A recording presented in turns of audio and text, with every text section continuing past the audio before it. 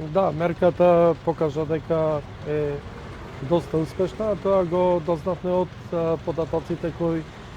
се официјални и произлегуваат од Државниот завод за статистика.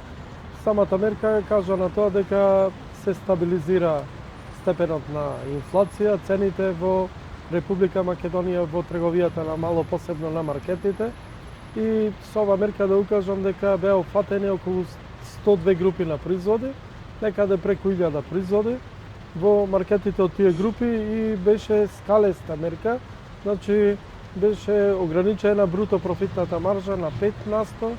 10 и 15%. 5% беа оние 8 основни прехранбени производи, а додека остатокот беа 10 и 15 во зависност од тоа колкава маржа претходно заработувале, имале трговците ставено на тие производи. Иначе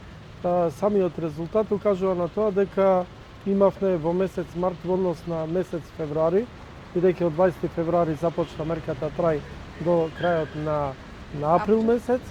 дека имаме дефлација 1-2%, а намалување на цените на основните прехранбени производи, пијалоци, имаме за 3%. Тоа значи тоа е една солидна, да речам, солидно стабилизирање на цените во овој период, и се надевам дека доколку не би била мерката, ќе имаме многу поголемо покачување на цените. Тоа значи сме успеале да го заштитиме до некаде животниот стандард во овој период на грегање.